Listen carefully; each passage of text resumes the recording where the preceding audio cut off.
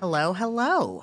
Happy fall to everybody, and welcome to Department of Community Affairs, Community at the Core, our feature podcast. It's great to see everybody again. We are in happily episode 2 of this labor of love that we're doing at the department. And for folks that were able to tune into our last episode, Community at the Core is just what you're thinking it is. It's about connecting folks within the DCA community and those outward with the critical issues, priorities, and initiatives that the department is undergoing to make our community stronger, to thrive and grow. I'm excited today because we're in this season of change. I'm a fall baby, so this is my favorite time of year. And what better way to talk about change and I think evolving than to talk about where we are with technology and where we are with data and how we're really optimizing the various tools that are at our disposal and the experts that we have in our employ to drive the department and our communities further. And what I love so much about what's happening at the department is that while we're in this world of data, and you're going to hear from some of our best at the department on these subjects and their perspectives, it's really about a center on human intelligence. And what's exciting is we've got a great intersectionality happening at the department where our data tools are really thriving off of what we're finding with trends, conditions, and concepts that are really amongst human behavior and amongst what is really priorities for our programmatic work. And I'm excited today because we've got 3 feature folks that come from very specific spaces in our department that work really cohesively together to make sure that our data and really the information behind our data is cogent, transparent, and is of benefit to our department employees and to communities afar. So I'm just excited today to have all 3 of you. Thank you for joining. I want to start off, just give some bios so folks really understand who we have in play. And these are all folks that I think have been really in trenches, right? So, I think you can talk about data intellectually and, academically, but these are folks who are knife and teeth kind of in the field, looking at how we can make some improvements and how we can really expand our information resource as a department. So first, I just want to introduce our Director of Information Technology for the department, John Harrison. Thank you, John, for joining. John's been with the department for several years. He works with all of the business groups to optimize processes and deliver world-class software solutions on time and on budget, our favorite adisms, John. And he has made sure that this passion has stayed with him, not just at the department, but throughout his career. John's an avid, I'd say, intellectual on technology, on where data is going, and even on that AI, John, as I know you've been exploring. Absolutely. And I think, I want to give credit to John. He was one of the early embracers of when we've looked at a lot of these cloud native technology platforms, right? Making sure we've got things like Microsoft Azure, as well as various types of AI, document intelligence, generative AI, agentic AI, really into the helm of our systems. And I think in a lot of ways, probably getting ourselves ahead of the curve throughout the state itself.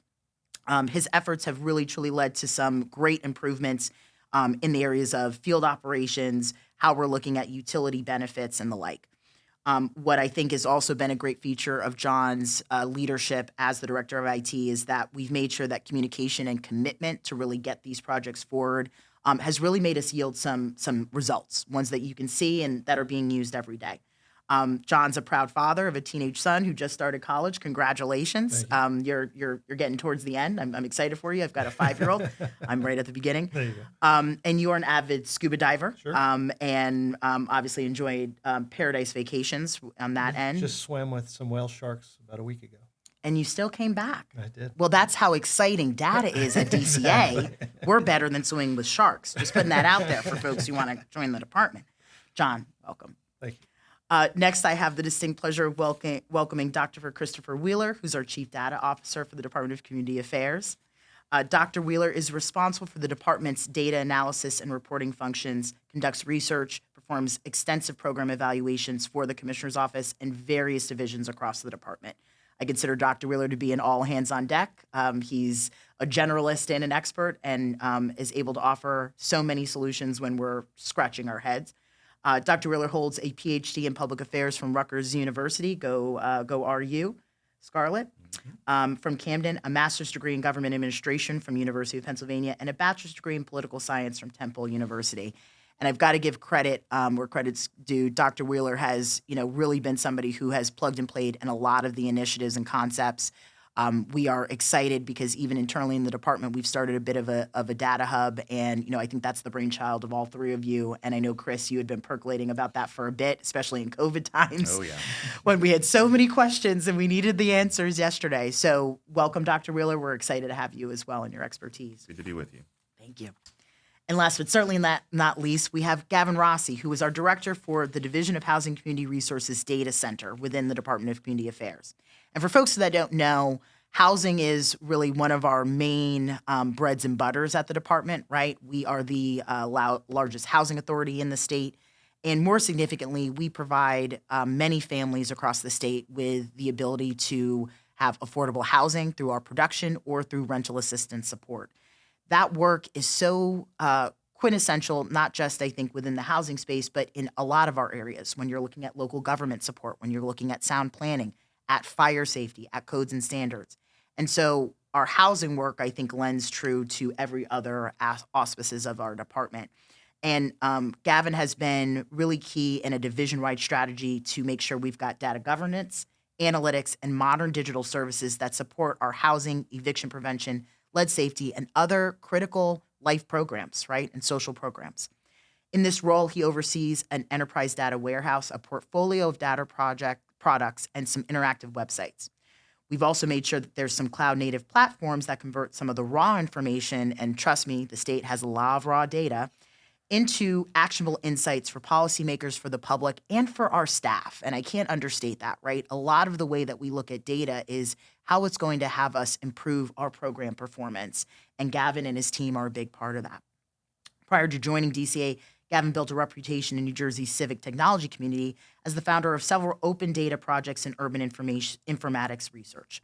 His work has consistently focused on using technology and transparent data practices to strengthen public institutions and improve community outcomes. Gavin, we're delighted to have you as well. Thanks for having me. It's a pleasure to be here. So I want to kick off with all of you because, I was looking a bit at, where we were going to focus, I think, the plethora of information we can have about data and what that conversation is and why does it matter? Why does it matter when us as a government agency needs to provide services to taxpayers? And I wanted to start off with a quote because I thought it was actually, pretty informed and I think a bit of the missive that we've tried to carry as a team. Carly Fiorina, who was the former Hewlett-Packard CEO, said, "The goal is to turn data into information and information into insight." So I want to kick off a little bit, and I'm going to throw this first to you, Dr. Wheeler, as our Chief Data Officer. From your seat and perspective, how has the department's investment in data shifted the culture of decision-making? Where have we gotten more intentional?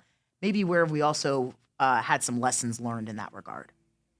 Well, I think we've made a lot of progress over the last 5 years. We've made a number of investments in data that have contributed to an evidence-based decision-making culture across the department.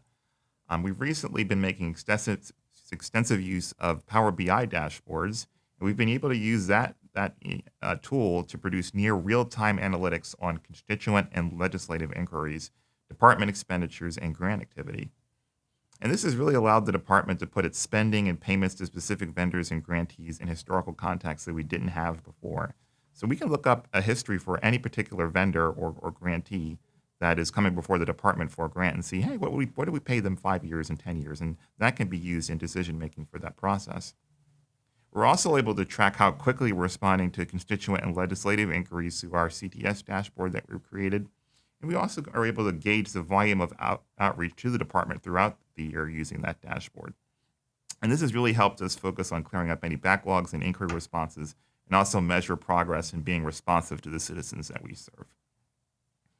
We also have recently released a new and improved DCA Data Hub, which is our official open data portal, and this has increased the visibility and accessibility of our public-facing data. And internally, it's made this information more readily available across the department for grant applications, program design, and evaluations. Yeah, and what I love hearing about just a few of those initiatives is that it sounds to me like we're trying to really be responsive to some pain points that our citizens are facing, right? And you had noted even our constituent tracking system. For folks that don't know and anybody who's ever run into government before, we get inquiries, we get questions. and they range from a variety of issues. But one of the challenges I think that we endeavor in any government agency is the responsiveness. And what I love about these examples that you gave, Dr. Wheeler, is that by having some automation in some of this, by being able to pull up historical reference, have reference points, we're not just making decisions in a vacuum. And I got to give a shout out to Commissioner Suarez, right? And one of our, missives at the department is, being really intentional and having data-driven decisions, not saying it is because we said so, or a fun government adage, we've always done it this way, which makes, I think, everybody's eye twitch at the end of the day. We like to come from DCA of saying, we're going to back up what we're saying, and here's why. And we're going to make it transparent. We're not going to just give you a cryptic answer or give a random fact, and then that was in a vacuum. And so what is so smart about some of this work and what you and the entire team have done is saying, we're going to have tools that aren't just going to inform us on how we're assessing and improving, but also that give a snapshot and an insight for our citizens that we serve every day. Now, I think pivoting a bit to that, because that gives me and makes me think about housing, right? Which is, I think, one of the seminal challenges we're facing today in our state and across the country. Now, Gavin, I wanted to turn to you a little bit because when I think about housing and the data, I think we've gotten smarter about this. I think that we've gathered a lot more information, especially in the past few years. And like it or love it, COVID in a lot of ways made a good force point, right? And had us improve more quickly. I wanted to hear a little bit about what have you observed with housing data and how that's changed or structured one or two of our programs here at the department. Yeah, so it's an excellent question. So I would have to point to the division's portfolio of lead safety programs here for just a real, true shining example of data for action. So when we had stood up the municipal lead reporting portal, we wanted to enable it to deliver, a comprehensive whole of government approach to ultimately get to the point where kids are not going to get sick from lead paint. So how that has changed our programs here at the division, we have the lead remediation and abatement program. And, we are moving from this concept of data for compliance towards data for action. So we have designed a data-driven feedback loop such that, when a municipality is submitting inspection results, we're not just putting those results into a filing cabinet or a database and nothing is happening. Through the programs that we have stood up, when there are positive findings for lead-based paint hazards, we're immediately able to connect those individuals with our grantees through the division to enable rapid response to some of these lead safety issues. So it's really been encouraging because, again, instead of just filing away inspection results, we are using this to create a feedback loop that ultimately enables better services for our constituents, which is what it's all about. Yeah, and I think the lead portal work is a great example. And for folks that may not know, the department is charged with kind of two arms, I think, in this fight to address lead and deal with safety preventions. And we've got one arm, right, which is our Division of Codes and Standards. And so there was law passed a few years back, right, that dealt with lead-based paint, right, in rental dwellings. And so one of the critical, or 1 and 2 family dwellings, I should say. And one of the critical areas was making sure that there were standards set across the state for towns, obviously depending on what were really assessed exposure data, I think, from DOH on elevated blood lead levels for children, making sure that those inspections were occurring, that towns were enforcing and making sure that was standardized. But then on the other side of the shop, we've got our housing division that received a substantive amount of funding for lead remediation and abatement. And so on that arm, we've got our division partners in housing making sure that we're actually going out, and when that hazard's identified from an inspection, we've got the funding and we've got grantees that can go out and support it. What's smart to me about this and what, Gavin, you, the team, and all of our kind of compliments at DCA have done is saying, we've got to talk. We've got to make sure that each side of the house knows what's going on and that we can create an accountability loop for the towns as well. And what is so critical when I hear also kind of talking about this is we're deciding to say, when we're looking at this data work, because this is a massive collection of properties, right? We all know Jersey's pretty packed tight with a lot of dwellings. This will allow us to actually almost stage this a bit and move through these dwellings in a way that everybody's informed of what's going on, and we can give external data as well, correct? Yeah, we actually have another shout out to the DCA Data Hub as a part of our initiatives here. We have a near real time compliance dashboard. So anybody through our resources on the Data Hub, they can go in and check in on the status of their particular municipality or county, really, kind of ushering in a new level of transparency for these types of initiatives. Ultimately, getting us closer to that point of making sure no kids get sick from lead-based hazards. And I want to also kind of shout out too on this lead element. And when I first started in the department in 2021, I remember actually starting, and I was with you, Dr. Wheeler, and another one of our colleagues, and the law had just passed. I remember I heard there's a lead law, a little bit of a lead law coming out, and I don't think any of us realized how transformative it was. And what I look at it is that in that moment of challenge, it actually was incredible opportunity. And Dr. Wheeler, I remember, you've been working incredibly in step with our DOH partners, right? And even when we've been looking at lead mapping and where we're looking at that PLEM map from DOH and that support in DEP, we're really showing some true state cross collaboration, not just internal, but also external with us sharing this data, which I think that hasn't always been happening. That's a last couple year kind of element. And Dr. Will, I don't know if you want to speak to that. Absolutely. Very proud of the work we've done with Department of Health and Environmental Protection and getting some of our data layers on these housing units that are vulnerable to having lead hazards onto that statewide PLEM map. So we have a one-stop map statewide that you can access, DOH, DEP, and DCA data from one location to find out where these areas are that have the highest lead hazards. And, when we think about the everyday citizen, visual, being clear about where these things are, that was not always in existence. So I feel like every time we're giving in that layer, every time we're really showing process, that's going to instill also more confidence, right? In our civic obligation. So I want to pivot a little bit because, we've talked, I think, a little bit about some big picture, right? And I think the general vision, but the numbers are why we're here, right? And the numbers are what have helped us make really smart decisions. So I want to turn actually a bit to you, John. When you've been kind of evaluating, I think, the really fast-moving shift we've made, what are you seeing as some of the biggest kind of technical challenges in integrating all of this data into these systems? And let me give the caveat, too.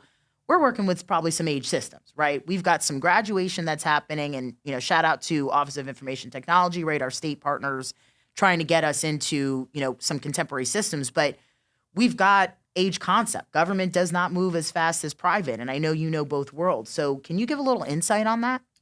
Right. Well, I think the most important thing is to work with the members like Gavin and Dr. Wheeler and the other development team members to see what they need and kind of start with an analysis of needs and design an architecture and then figure out what technologies need to be brought in and what platforms need to be brought in. So we try not to start with the platforms. We try to end with those. So that's our key challenge, is not putting the cart in front of the horse, and let the technology will come. There's lots of tools out there, and what's key is getting the right mix of tools.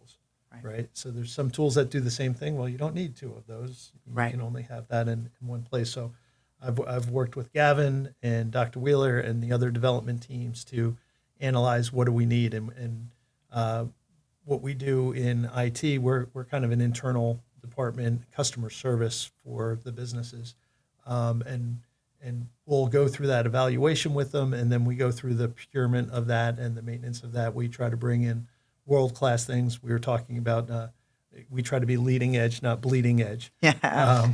So we are ahead of the curve. We're certainly leaders in the state.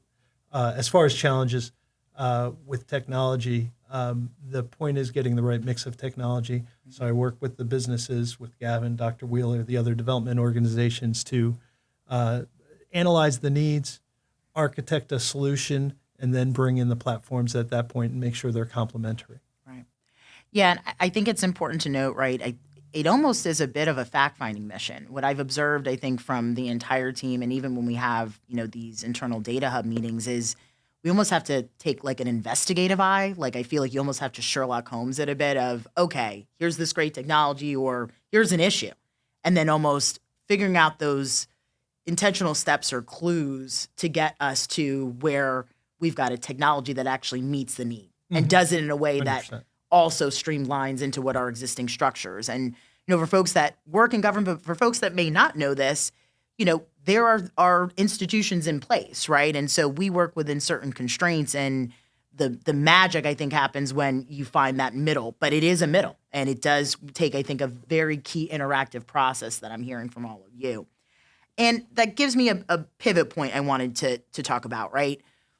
When we look at the numbers, right, that only tells a partial story. And I think what's been so promising and positive about what the department is doing is that we don't just look at the numbers. We're looking at the people, the lived experience. And so, Dr. Wheeler, I was curious from you, and, you've had to plug and play in this as we've looked at a variety of just social issues that then intersect with the department. How do we ensure our numbers, our data, are able to be paired with the context and lived experience of our residents and driving that policy in a way that really is in the right direction?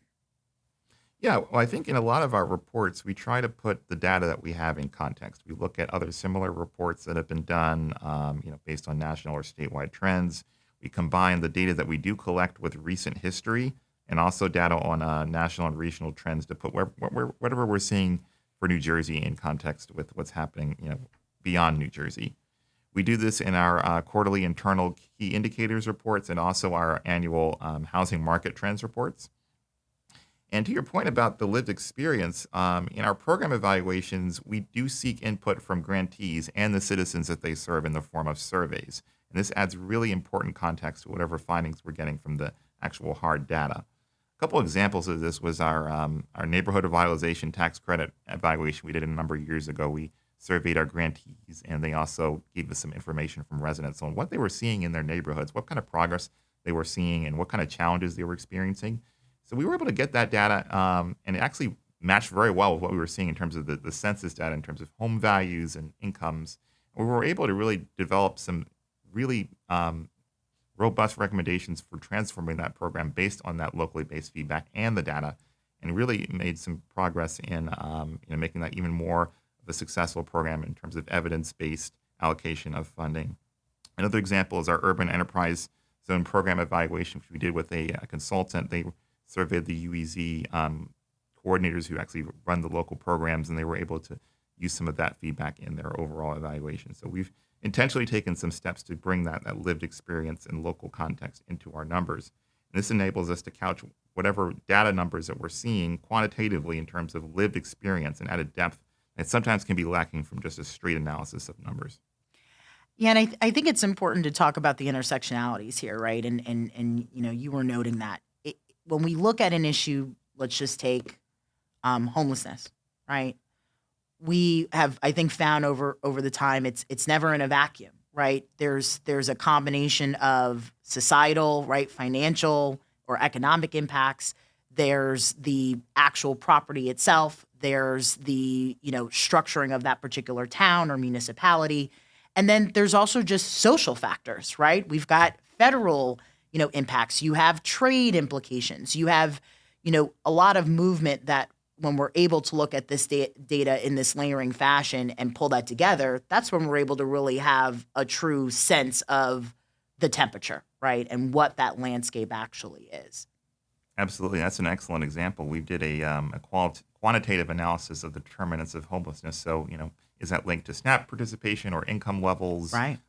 We found there were connections. But we also have information from the actual point in time count on the reasons for homelessness that people are actually citing, when the providers are asking them. So we were able to pair that data and really get a robust picture of what causes homelessness.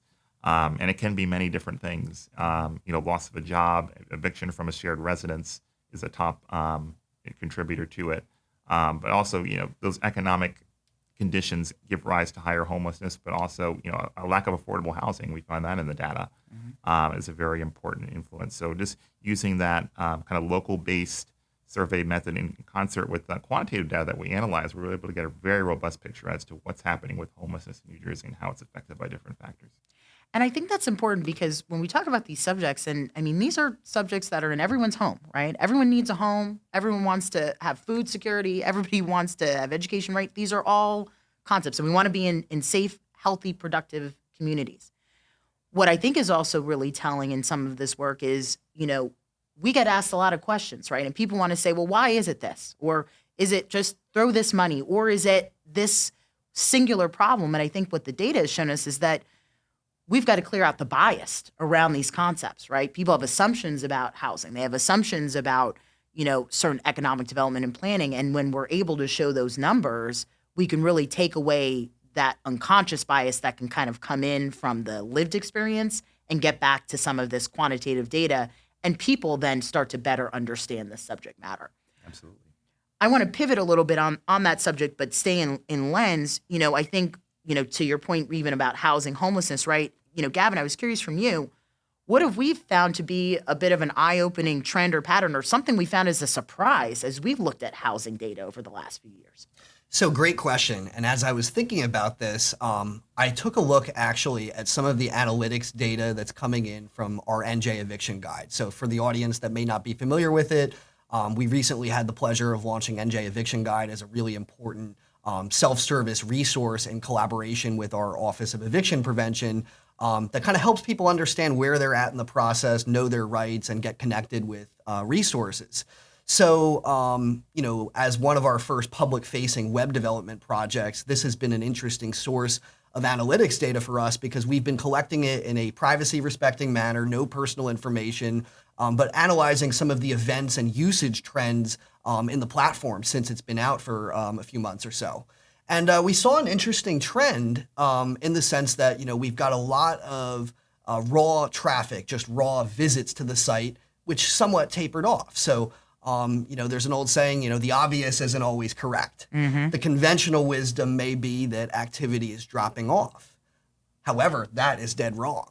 We found a very interesting metric in the sense that our user engagement and time spent on the site has been dramatically increasing since the launch. And that suggests to us that although there may be a lower raw hit count, people are engaging with it a lot more substantively. They're not just looking at it for 10 seconds and then going somewhere else. They're really using it to understand their rights. So I think in data, to some of the earlier points from Dr. Wheeler about putting the numbers in context, we can't just look at one metric. And, I like to use this as an example of, really zooming out and looking at the whole picture to understand how people are engaging with our programs and how we can use this to drive action and ultimately do a better job. So really exciting and really eye-opening there. Yeah. Tracking that movement helps us be informed on behavior. And it also helps us see maybe where we're going to go next or where people may have that struggle point. It's encouraging to hear that people are spending time, right? That also tells us that if we've got a tool or resource, this isn't somebody saying, this doesn't make any sense and right off it. Because I think we all know we're in 2025, the attention span is 20 seconds, and that's not a good, probably TikTok reel. So knowing that we've got people who are saying, okay, let me move and navigate this, the exposure of that information is telling in and of itself. So I think kind of pivoting a little bit, what's valuable in hearing all of you talk is that we've got some overlap in what our intentions are, but we've got some distinctions in these roles to really make sure that the band is coming together for a singular sound, right, and a position on data. I want to hear a little bit briefly from you all, just a bit of a walk in the day of the life. How are your roles and functionality kind of in the department, and where does that interplay? And John, I'd like to start with you as our Director of Information Technology, because I take you to be a little bit of the conductor on some of this band. We try to be, to that, we try to collaborate, like I said before, work with Gavin's team. They're working with a lot of great technologies. We try to make sure that it's going to fit within DCA and with the state and make sure, we're not too bleeding edge, but we like them to be the tip of the sword on some things because they know how to do it and they do great work. Right. We try to, I try to establish platforms that work, like I said, are complementary. We put in Power BI years ago. We showed Chris what it could do, and now we've got an enterprise license, so it's easier for him to create things and share them, internally throughout. So it's a lot of incremental things and just constant communication. That's one of the keys to everything is communication, and so that's what we do. And we want to empower the organization to use different tools. So even if it's the great minds like Gavin and his team, we want to empower the other users and staff and management throughout the organization to use some of these platforms and tools. You don't have to be a developer to create some solutions. You don't have to be a data scientist to use Power BI. Right. And so, like I said, it all comes back to communication. Gavin and his team let us know what they want to use. Chris will come to us and say, what about this or that? And we'll talk about it and we'll see what we can do. Yeah. What I also think is valuable is that the exposure that we can continue to do to share, I think, with our staff of here's this tool, here's this resource, right? We're talking about what we're doing. I also think it's creating a bit of a comfort point, right, for folks that are a little bit murky about data, or they like their paper, or they want to kind of go by intuition or gut, right? Not right, wrong, or indifferent. Having this continuous process where we're bringing in more, we're sharing this information, we're making it so that people can utilize it, I think is also making this contagious in a very good way. Dr. Wheeler, speak a little bit, I think, where you kind of step and play. And I think, you and John have been I think of you almost like a bit of a WD wrestling match, right? Sometimes you guys are kind of slapping into the ring a little bit to try to cover these field and position. But, I think, you tap into a little bit throughout the department as well, right? Sure, yeah. And I think I work with John Harrison on a number of, important data initiatives. Building out a DCA a warehouse. We've been working with him on using Databricks as a platform for that, so we're laying the seeds for that.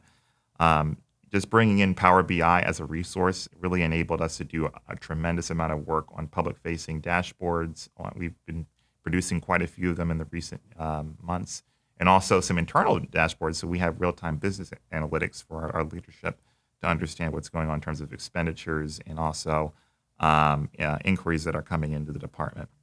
And I work with Gavin on a couple initiatives as well. Contributed some data for his really wonderful NJ Homes Choice tool, a wonderful resource for municipalities to kind of plan their affordable housing obligations, how they're going to meet them. We're able to provide some data from the courts to support that initiative. And we also work together on a couple other things. We're working on getting an automated version of our SAGE grant dashboard so we can understand what's going on in terms of our grant activity in real time. So we're really happy to collaborate with both of these gentlemen on these issues, and it's always a pleasure to work collaboratively with them. Yeah. So yeah, both infrastructure, but also some of these external resources, right? And I think that's probably why we've been making sure that anything we're rolling out is speaking to each other. And what I've appreciated watching all of you and even some of our other folks of the hub is that it's always this question of, is this workable here, but how is this actually going to be received or helpful for our constituents, right, for who we're serving? Gavin, talk a little bit about, I know you're kind of housing focused, but, where do you kind of step and play with that data center element?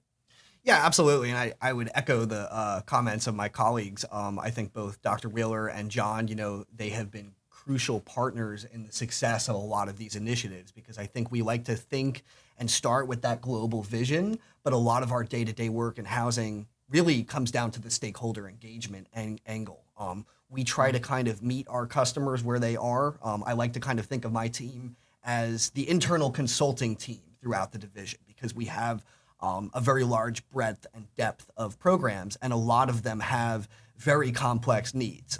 Importantly, with the division, many of our constituents and consumers are folks that are some of the most vulnerable people in New Jersey when you're dealing with homelessness and eviction and a lot of those other situations. So really, I like to think that we are all kind of rowing globally at the department in the same direction, and each of us kind of all have our own unique role to play based on the positions that we occupy. So thinking about how we can become data-driven as a department, it really comes down to a lot of laying down that successful infrastructure.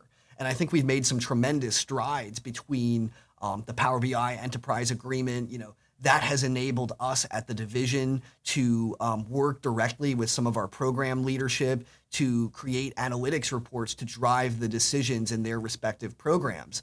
And especially, with a lot of the highly contextualized, really solid economic research that Dr. Wheeler and his team are putting out, that has given us important context to know where we should pivot and where we should target next. And ultimately, it all kind of comes together in that harmonious whole as we bring a lot of these really exciting initiatives out to our broader community. Yeah, and I think, what I'm hearing, I think from all of you is, it's so critical now more than ever that we're, taking some of these tools and making it really an opportunity to just evolve and get sharper and proactive, right? And I think a lot of times when folks maybe hear about government, it's the response, right? We're on the back end or we're a hurdle or a barrier. And I think what's valuable is we're saying we're going to give this information. We're going to make it clear for everybody. We're going to make it so that everyone understands where the direction of these taxpayer dollars are going. And more significantly, that people get to see, I think, a return on that investment, right? And I wanted to pivot as well, I think, in the subject just briefly on just the trust, right, and the transparency. And I think modern day, we're dealing in this world of AI, of a lot of data, of there almost being, I think, a sense of a hypersaturation of that information and people not knowing, I think, where to have a scrutiny eye, a discernment, or even just a fear. How do you all look, and I pitch this out to the group, how do you balance this obligation to some transparency and trust? How do you all evaluate the data and figure out how we're making this digestible for who we serve, but also that we're maintaining it in this very responsible and intentional manner? I'll start off that one thing with AI, since you're talking specifically about AI. The approach that I'm taking here is to become experts in AI, but become experts on internal systems. So I'm cautious about turning AI out to the public, Right. and with all the issues with data privacy that come along with that. As long as we keep it in-house, we can, you can make mistakes in-house and they stay in-house. So we have it as a tool for our internal people to understand policy and similar cases when they're doing adjudications. We don't have AI making any decisions. They provide information to the staff, and it allows them, and we've already been using some AI internally to, for instance, evaluate when a case is ready to be adjudicated. So somebody applies for USF or LIHEAP benefits, things like that. What would happen in the past is an adjudicator would start to work the case and then realize not all the documentation they needed to make an adjudication was there. Now with document intelligence, we can pull all that. We can have a high confidence factor that this case is ready to be adjudicated. And we've made tremendous advances on how long it takes to turn around a case. So we make those incremental things and those incremental changes and those incremental internal technologies just allows great benefit on the back end. We've gone from 165 days to adjudicate a case down to 25 days. Wow. So under 6 months to under a month. And 25 days for somebody to submit a full case down to under 10 days to make sure there's a little back and forth of what you need there.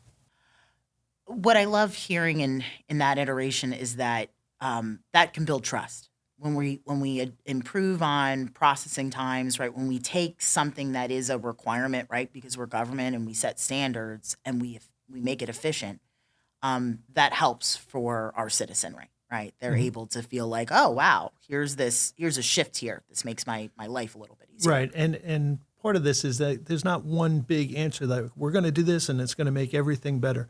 Like I said, we try to bring in platforms, try to make incremental improvements, try to stay on the leading edge, use it where it's appropriate, and we've shown that over time over the last couple of years about these big process improvements that we've made.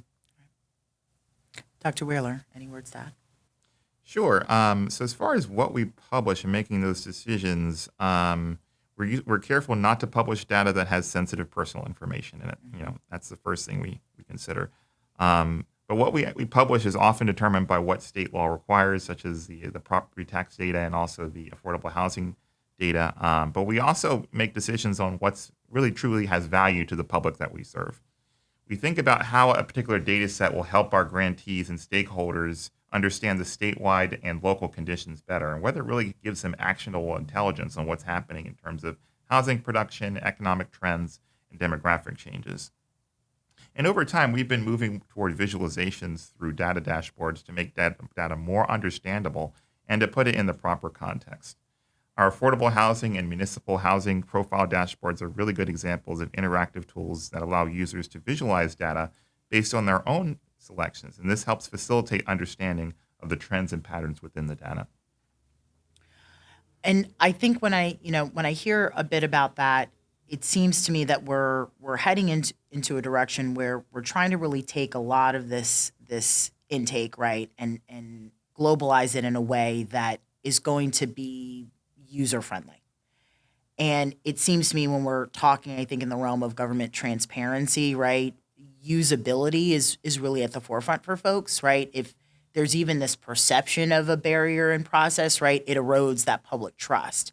So, I think when you hear, I think some of these technical nuances, I don't think it can be understated that every little brick we build to make this efficient, to make it clear, to have it communicate with each other and to spit it out in a way that's digestible for the everyday person, that will engender us, I think, to be in better position where government, where citizenry, right, is really collaborative, right, even more than where it is now. So a couple more questions before we close out today, and I think this is tremendously helpful, and I know we're going to make sure to, post some information on where all these resources are. You've heard of a lot of great tools, so I'm just going to make sure we shout that out. You'll see a little bit of that in the follow-up for social media posts to really just see what these tools are, because we don't have nearly enough time to show all those advantages. But let's imagine we've got all the resources in the world. We're flush with cash. DCA has no limitations on the lovely world of data tools.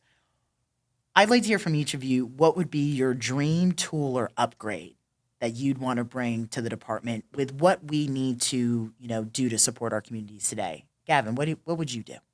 Yeah, I think I would definitely want to see continued investment with the appropriate guardrails in AI. I think there's a lot of exciting tools out there.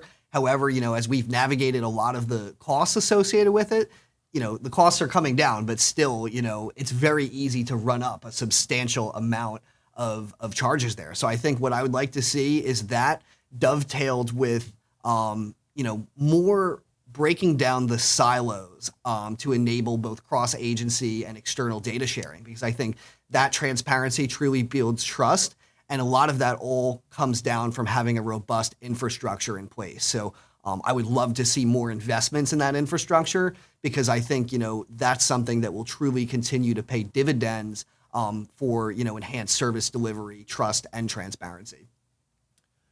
Ditto. A man of few words, but the right ones, John. I know that about you. I have to echo that too. I mean, I think when I think about AI, to me, it helps improve human performance, and imagine the efficiencies, the time that we would get back, the pure process improvements that would come when we let that be a part of it, right? Not leading it, not being the final decider, because I think we all have the Terminator nightmare in our heads, right? We don't want AI to be the final decision maker, but it is a way that will optimize our human excellence, right? It will optimize the way that we can be creative, our decision making, and be fast about it. Dr. Wheeler. Well, I would just say ditto to that as well. All right. But I Great would minds. love just having a single platform where we could share data from some of our sister agencies. It would just be so Yes. amazing to get client-specific That's data the dream. from human services or health to be able to pair with our own internal data and bring context on how our clients have been served by other state programs and receive other services. And that could give us even more analytic ability. We can do longitudinal analysis or what has happened to an individual as they've gone through different state programs and how have they been kind of dealt with by these programs and what have been the outcomes. And that would really give us even more actionable intelligence on how we can really maximize value to the clients that we serve. I think that's absolutely right, and I feel like that's all of us are saying. That's the Emerald City dream, because when we're government wonks, right? And for folks who are listening, right, we're all of the same ilk. But if you ask your parent, your grandparent, right, your aunt or uncle about government, they say government is government is government. They don't know Department of Community Affairs from Department of Health. We're just state government, right? And same thing I'd say even local. And in a way, I think we've got to actually meet people where they are. To what you said, Gavin, it's like we've got to globalize. And if we really want to put our money where our mouth is with that investment, I think it would be incredibly valuable that if we took our toolkit with all the other ones and then that was able to be transparent to the user, to the constituent, how much better we could be responsive in services and how much more efficient we'd be with taxpayer dollars because we know how to capital stack it better. So I'm going to close with this because I think it's important to say where we're going next. And I agree with what John and all of you had said. Like, I think we're ahead of the curve at DCA. I think New Jersey's ahead of the curve in a lot of ways. But I want to hear from each of you to close out this fantastic episode. Where do you see us going in the next 5 years, right? When we look at the areas, and I think our two kind of, key buckets are, affordable housing, right? And community development. What's the vision that you're hoping to see or that you think we're going to go to in the world of data and supporting those kind of key structures within our state? Gavin. So I believe that we are on the path right now with some of the investments we've already made at the department to have some of our public-facing and resident-facing apps have the same experience as some of the best consumer-grade apps like on your smartphone. I think with some of the investments that we are making in having an in-house development capability are going to be opening up new things that, we didn't even think were possible in the past. And I think, between the leadership that our department has brought to this and through working collaboratively with John, Chris, and my team, I'm really excited to see where we continue to go. And, tools like NJ Homes and Eviction Guide, they're only just the surface that we're scratching here. I think that's right. Dr. Wheeler? Yeah, well, I think, in the future, we'll probably be producing a lot more data dashboards, getting a lot of our data that's within our internal resources out there to the public, and really just making it easy to understand by having that Power BI functionality where you can pick a particular municipality or grantee and then get an instant data summary. You can see trends over time and really understand the data in a very profound way. And we've been moving in that direction. I think there's some additional opportunities where we can produce some more dashboards that'll really help citizens and stakeholders understand the landscape that they're working in terms of housing and community development, and also hopefully facilitate decision making on where to locate affordable housing and the types of housing that might work for certain communities. I think that's right. John? Yeah, I'll say that I think, as Chris said, we have a lot of good infrastructure already, and it's allowing us to make progress. And I would like to see that expanded to the staff. It's already with some of the business units in there. They're looking at dashboards, Power BI dashboards we've developed internally for them. They're adjusting their business processes and their resources to focus on certain areas. So I'd like to see that expanded out into like every unit knows how to use dashboards and is making those type of data-driven decisions. So that's great. So therefore, the two things for the future, back to the investments in AI, I think that that's not even a 5-year thing. We're doing things right now. There's going to be major advancements, things that we're putting in for inspections, fire code inspections, construction code inspections that are going to be coming out in the next couple months. So I think, in the next year or two, what I'd like to see also on AI is to deal with our legacy systems that are some of them are ancient. And you can start to take AI and put it onto the code and put it onto the data and say, okay, recreate this in a modern platform. And it's really transforming that. So I think that's going to be great. So that's something on the near horizon I'd really like to get. And then on the far horizon, going back to exactly what you said, that statewide level of maybe a Databricks solution where all the state level is in there. Like you say, everybody assumes that, oh, you're the state, all the data is in one place. Well, no, it's not. And that always has been the dream when I talk to the other CIOs. That is the dream of having that common data set. And I think just as, states are the labs of democracy, I think the different executive agencies are the labs of technology and things like that and data-driven approaches. And I think with what DCA is doing and how we're bringing data together from the different business units, we're kind of a patchwork agency. If you have a government program where you don't know where to put it in DCA. We do good with that. Yes. The So- community right. and affairs of it all. Right. So if we can start to match our housing data with our housing inspection data, with our fire code data, and we can prove that we can bring these things, and we're doing that right now, well, we can do that at the state level. So so that would be great for us in 5 years, where we've really got a machine really humming, and we can be that proof of concept for the state. Yeah, and I think I appreciate all those answers. I appreciate the expertise today. And, I think what's such a great takeaway is, we're in a really important watershed moment, and we've got a lot of agency of the way in which data, this AI, can really make human experience better, right? And at the DCA, right, as you had said, we get a little bit of everything at the department, but it allows us, I think, to be tapped in to almost kind of every facet of kind of public engagement that our communities have. When we let the data guide us on that, we're going to be able to do it objectively and equitably. I'm excited to see where we go next. I'm also excited to see, I think, in the next few years, where DCA, but also the state's going to go and saying, we're going to let data really be the first stop in the conversation, not the assumptions, not what's happened historically. And I think every initiative we have, every tool we're getting out there, and every conversation that we're generating from this, we're getting trust with our staff and we're getting trust with our citizens. So I thank you all for this. I'm excited for this episode. For folks that want to hear more, check this out, like on our socials, and share it out with your communities, right? We do this work and we share this information. We have our experts here because we do this in service to all of you. So get the word out. You have questions, contact the department. You'll have our info there. Thank you, gentlemen. Appreciate having you, Gavin, John, Dr. Wheeler here with us today. Looking forward to seeing what we have next on the curve. And let us make sure we just stay ahead of the machines, as they say. Thank you. Thank you. Thank you.